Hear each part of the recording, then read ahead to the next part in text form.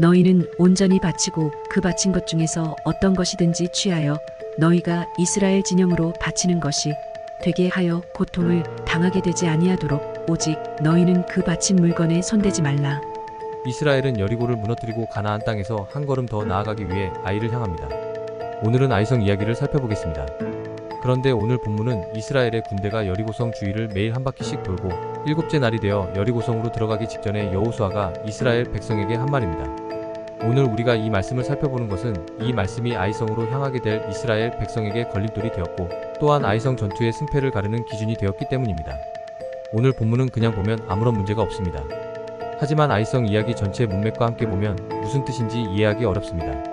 그것은 본문에 나오는 온전히 바친 것이라는 말 때문입니다. 오늘날의 헌금과 같은 느낌으로 온전히 바친 것이라고 번역한 것 같습니다.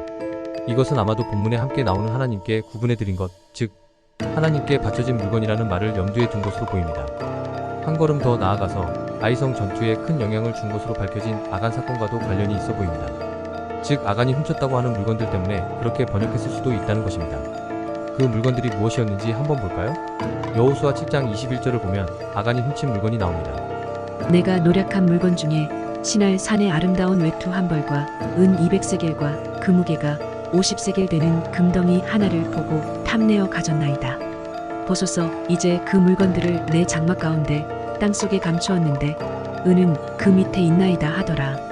이것은 아간이 스스로 자백한 내용입니다. 결국 오늘 본문이 말하는 온전히 바친 것은 이러한 물건들이었습니다. 이러한 물건들은 오늘날 우리의 관점으로 볼 때도 확실히 아름답고 탐나는 물건들입니다. 결과적으로 오늘 본문에서 온전히 바친 것이라고 말하는 것들은 우리의 탐욕을 불러오는 물건들인 것입니다. 그런데 이러한 물건들을 하나님께 바쳐진 물건이라고 말하고 있습니다. 그러면 이것들이 과연 하나님이 원하시는 물건이고 하나님의 관점에서 볼 때도 확실히 아름답고 탐나는 물건들일까요? 과연 하나님께 이런 것들이 무슨 소용이 있을까요? 따라서 오늘 본문에 온전히 바친 것은 사실 하나님의 저주를 받은 것, 파멸하게 된 것 또는 부정한 것이라고 번역해야 맞습니다. 그러므로 아이성 이야기와 본문이 상황에서 하나님께 온전히 바친다는 것은 여호와를 위해 진멸하다라는 의미로 해석해야 합니다. 다시 말해서 본문은 여호와 하나님께서 부정하게 여기는 것은 여호와를 위해 하나도 남김없이 모두 진멸하라는 명령에서 시작하게 되는 것입니다. 당연합니다.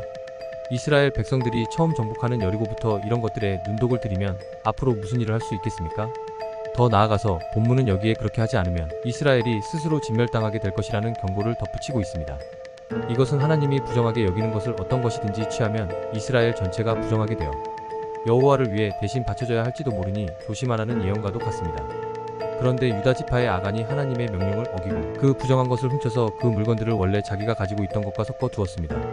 하지만 여기서 조금 더 들어가서 생각해보면 우리는 아간이 거짓말을 하고 있다는 의심을 떨쳐버릴 수가 없습니다.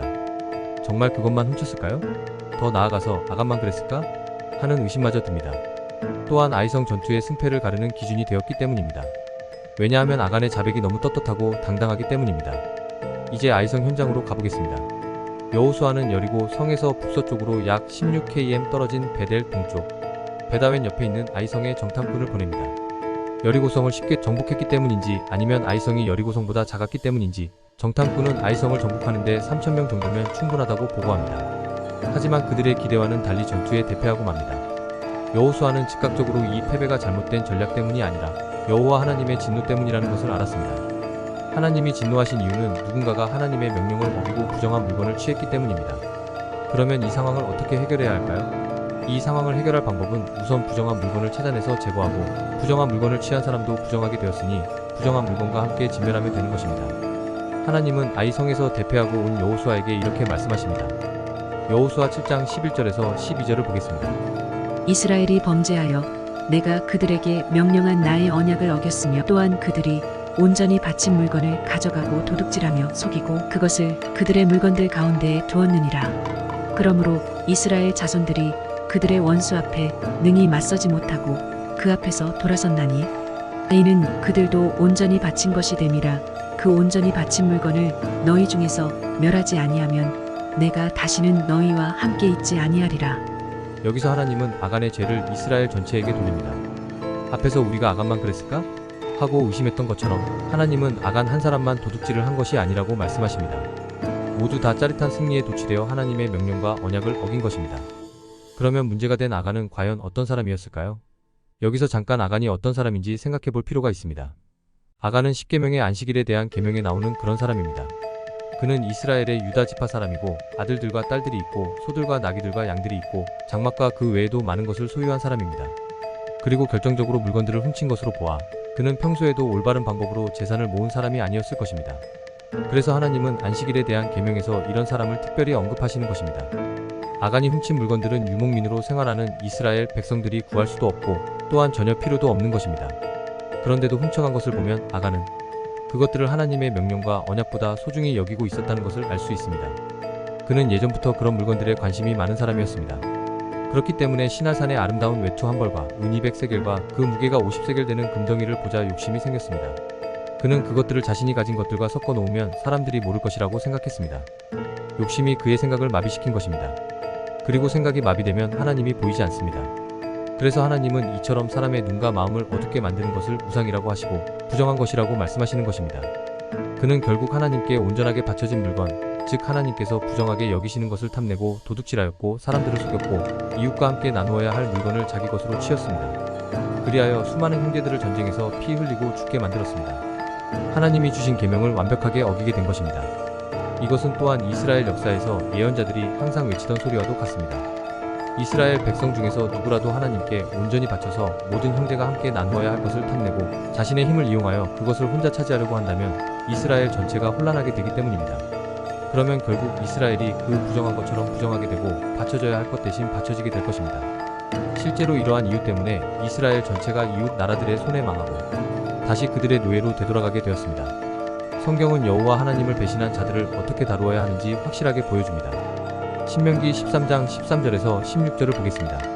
너희 가운데서 어떤 불량배가 일어나서 그 성읍 주민을 유혹하여 이르기를 너희가 알지 못하던 다른 신들을 우리가 가서 섬기자 한다 하거든 너는 자세히 묻고 살펴보아서 이런 가증한 일이 너희 가운데에 있다는 것이 확실한 사실로 드러나면 너는 마땅히 그 성읍 주민을 칼날로 죽이고 그 성읍과 그 가운데에 거주하는 모든 것과 그 가축을 칼날로 진멸하고 또 그 속에서 빼앗아 차지한 물건을 다 거리에 모아놓고 그 성읍과 그 탈취물 전부를 불살라 내 하나님 여호와께 드릴지니 그 성읍은 영구히 폐허가 되어 다시는 건축되지 아니할 것이라.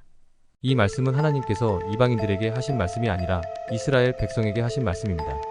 우리는 여기서 이스라엘 백성이 이방인들의 신을 섬기면 하나님은 이스라엘을 이방인과 똑같이 아니 더 엄하게 다스리신다는 것을 알 수 있습니다.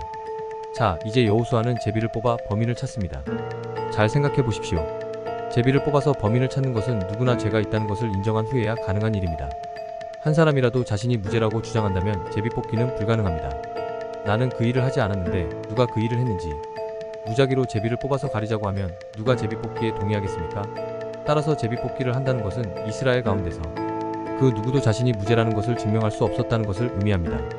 결국 제비 뽑기를 통해 아간이 모든 범인들 중에서 대표적인 범인으로 지목됩니다. 그래서 그런지 몰라도 아간의 자백을 보면 다들 이 정도는 훔쳤잖아요? 라고 말하는 것 같습니다. 그런데 모두의 예상을 뒤엎고 여호수아는 모세에게 배운 대로 아간과 그의 가족과 그의 모든 소유를 악골 골짜기에서 진멸합니다. 여호수아는 모든 이스라엘 사람들에게 돌을 던지고 불사르게 합니다. 신명기 17장 5-7절을 보겠습니다. 너는 그 악을 행한 남자나 여자를 내 성문으로 끌어내고 그 남자나 여자를 돌로 쳐 죽이되 죽일 자를 2사람이나 3사람의 증언으로 죽일 것이요 한 사람의 증언으로는 죽이지 말 것이며 이런 자를 죽이기 위하여는 증인이 먼저 그에게 손을 댄 후에 뭇백성이 손을 댈지니라. 너는 이와 같이 하여 너희 중에서 악을 제할지니라. 이렇게 하여 모든 이스라엘 백성이 이 일의 증인이 되었습니다. 그렇기 때문에 이때 이스라엘 백성들은 두려움과 공포에 떨면서 다시는 절대로 그렇게 하지 말아야겠다고 철저히 반성했을 것입니다. 증인이 된다는 것이 어떤 것인지 잘 알고 있었기 때문입니다. 신명기 19장 15-20절을 보면 증인이 된다는 것이 어떤 의미를 가지고 있는지 알 수 있습니다. 사람의 모든 악에 관하여 또한 모든 죄에 관하여는 한 증인으로만 정할 것이 아니요 2증인의 입으로나 또는 3증인의 입으로 그 사건을 확정할 것이며 만일 위증하는 자가 있어 어떤 사람이 악을 행하였다고 말하면 그 논쟁하는 쌍방이 같이 하나님 앞에 나아가 그 당시의 제사장과 재판장 앞에 설 것이요 재판장은 자세히 조사하여 그 증인이 거짓 증거하여 그 형제를 거짓으로 모함한 것이 판명되면 그가 그의 형제에게 행하려고 꾀한 그대로 그에게 행하여 너희 중에서 악을 제하라. 그리하면 그 남은 자들이 듣고 두려워하여 다시는 그런 악을 너희 중에서 행하지 아니하리라. 아간의 욕심과 탐욕은 우상을 섬기는 것과 같고 그가 행한 일은 전염병처럼 다른 사람들에게 금방 전염되기 때문에 초기 단계에서 철저하게 제거되어야 합니다. 그래서 결국 아간의 가정은 신명기 13장 13에서 16절의 말씀처럼 철저하게 폐허가 됩니다. 그리고 이스라엘 백성들은 모두 아간의 욕심과 탐욕, 즉 우상을 섬기는 일이 악한 일이며 절대로 있어서는 안 될 일이라는 데 증인이 되었습니다. 그렇기 때문에 만약에 그것이 위증이라면 똑같은 처벌을 받을 각오를 해야 하는 것입니다. 그러므로 아간의 사건은 그야말로 이스라엘 전체 역사의 본보기와 같은 사건이라고 할 수 있습니다. 이제 다시 여호수아와 이스라엘 백성은 아이성을 정복하러 갑니다. 그리고 하나님은 이스라엘 백성에게 전리품을 가져도 된다고 허락합니다. 여호수아 8장 1-2절을 함께 읽어보겠습니다. 여호와께서 여호수아에게 이르시되 두려워하지 말라 놀라지 말라 군사를 다 거느리고 일어나 아이로 올라가라 보라. 내가 아이 왕과 그의 백성과 그의 성읍과 그의 땅을 다 내 손에 넘겨주었으니 너는 여리고와 그 왕에게 행한 것 같이 아이와 그 왕에게 행하되 오직 거기서 탈취할 물건과 가축은 스스로 가지라. 너는 아이성 뒤에 폭병을 둘지니라 하시니 오늘날에도 마찬가지지만 고대 전쟁에서는 전리품을 왕에게 상세하게 보고해야 합니다. 전리품은 군사들에게 공급을 주고 백성들을 먹여 살리고 건축과 토목 공사에 사용되기 때문입니다. 따라서 전리품을 허락하는 장면은 이스라엘의 왕이 누구인지를 보여줍니다. 왕이신 하나님이 아간의 본보기를 통해 각자 자기 마음대로 전리품을 챙길 수 없다는 것을 보여주신 후에 두려움으로 힘이 빠진 그 백성들을 위해 아이성의 전리품을 공식적으로 허락하신 것입니다. 여호수아와 이스라엘 백성은 유인과 매복과 기습이라는 유목민들의 전형적인 전술을 이용하여 아이성을 정복하고 하나님의 명령대로 아이성을 처리합니다. 여호수아 8장 28절에서 29절을 보겠습니다. 이에 여호수아가 아이를 불살라 그것으로 영원한 무더기를 만들었더니 오늘까지 황폐하였으며 그가 또 아이 왕을 저녁 때까지 나무에 달았다가 해 질 때에 명령하여 그의 시체를 나무에서 내려 그 성문 어귀에 던지고 그 위에 돌로 큰 무더기를 쌓았더니 그것이 오늘까지 있더라. 여호수아는 하나님의 명령을 따라 아이성을 무너뜨리고 아이성을 불사르고 아이 왕의 시체 위에 큰 돌무더기를 쌓았습니다. 이렇게 해서 아이성 이야기에 나오는 두 개의 큰 돌무더기, 즉 아간의 돌무더기와 아이 왕의 돌무더기는 이스라엘을 위한 하나님의 구원과 그에게 불순종하는 이들에 대한 심판을 기억하는 기념비가 되었습니다. 이처럼 하나님은 이스라엘 백성에게 그 땅을 주셨지만 하나님과의 언약과 계약을 저버리면 반드시 처벌을 받는다는 것을 역사를 통해 보여주십니다. 이것이 바로 하나님의 역사입니다. 그러므로 희망은 언제나 하나님의 말씀에 있습니다. 다시 신명기 13장을 보겠습니다. 너는 이 진멸할 물건을 조금도 내 손에 대지 말라. 그리하면 여호와께서 그의 진노를 그치시고 너를 긍휼히 여기시고 자비를 더하사 내 조상들에게 맹세하심 같이 너를 번성하게 하실 것이라. 하나님은 다시 한번 우리에게 확실하게 말씀하십니다. 하나님께서는 이전에 했던 모든 악한 일들, 즉 이전에 하나님이 부정하다고 여기시는 것들을 탐내거나 하나님이 부정하다고 여기시는 일들을 했다고 하더라도 하나님의 말씀을 들었을 때 즉시 돌이키기만 하면 언제든지 진노를 그치시고 우리를 긍휼히 여기시고 우리에게 자비를 베푸시고 우리를 사랑하사 우리를 번성하게 하실 준비를 하고 계십니다. 다만 문제는 욕심과 탐욕을 그치고 즉시 돌이키는 일이 그리 쉽지 않다는 것입니다.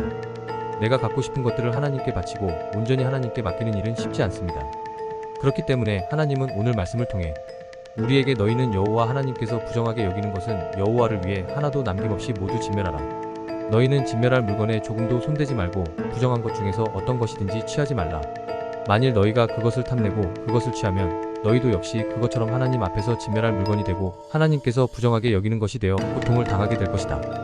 그렇게 되지 않도록 오직 너희는 그것들을 탐내거나 손대지 말라고 말씀하십니다.